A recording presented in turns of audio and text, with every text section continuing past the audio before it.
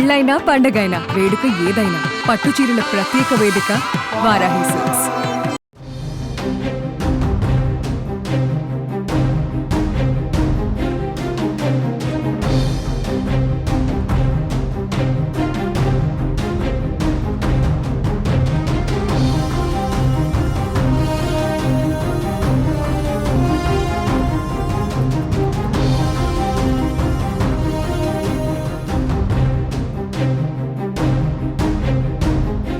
త్వరలో స్థానిక సంస్థల ఎన్నికలు నిర్వహించబోతున్నామని కాంగ్రెస్ ఘన విజయానికి పార్టీ నేతలంతా కష్టపడి పనిచేయాలని సీఎం రేవంత్ రెడ్డి పిలుపునిచ్చారు.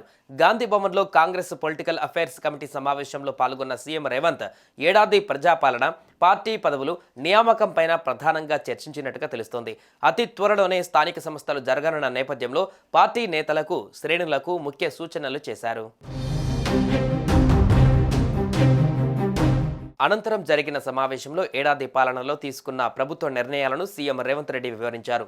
మాజీ ప్రధాని మన్మోహన్ సింగ్ మృతికి సంతాపం తెలపడం కోసం తెలంగాణ అసెంబ్లీ సమావేశాలు ఏర్పాటు చేశామన్నారు. ఈ సందర్భంగా మన్మోహన్ సింగ్కు భారతరత్న ఇవ్వాలని అసెంబ్లీలో ఏకగ్రీవ తీర్మానం చేసినట్టుగా తెలిపారు. మన్మోహన్ ప్రధానిగా ఉన్నప్పుడే తెలంగాణ ఏర్పాటైందని సీఎం గుర్తు చేశారు. ఏడాది పాలనలో 55,143 ఉద్యోగాలు ఇచ్చి నిరుద్యోగ సమస్యకు ఉపశమనం కల్పించినట్లుగా సీఎం రేవంత్ అన్నారు. అంతేకాకుండా అసాధ్యాన్ని సుసాధ్యం చేస్తూ 21,000 కోట్ల రుణమాఫీ చేశామని తెలిపారు. ఏడాదిలో 54,000 కోట్లు రైతుల సంక్షేమం కోసం ఖర్చు చేశామని, 500 రూపాయలకే సిలిండర్ ఇస్తున్నామని, 200 యూనిట్ల వరకు ఉచిత విద్యుత్ కూడా విజయవంతంగా అమలు చేస్తున్నట్లుగా సీఎం ప్రకటించారు.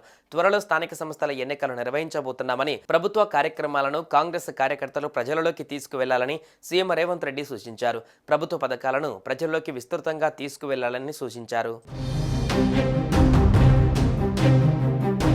ఈ నెల 26న రైతు భరోసా మొదలు పెట్టబోతున్న క్రమంలో సామాన్య ప్రజల్లోకి ఈ విషయాన్ని తీసుకువెళ్లాలని సీఎం రేవంత్ సూచించారు. త్వరలోనే రైతు కూలీలకు 12,000 అందించనున్నామని పేర్కొన్నారు. 21,000 కోట్ల రుణమాఫీ, మహాలక్ష్మి పథకం ద్వారా మహిళలకు ఉచిత బస్సు ప్రయాణ సౌకర్యం, ఉచిత కరెంట్, రాయితీ గ్యాస్ సిలిండర్ల గురించి పంచాయతీలలో, మున్సిపాలిటీలలో బాగా ప్రాచుర్యం కల్పించాలని సీఎం రేవంత్ రెడ్డి మార్గనిర్దేశం చేశారు.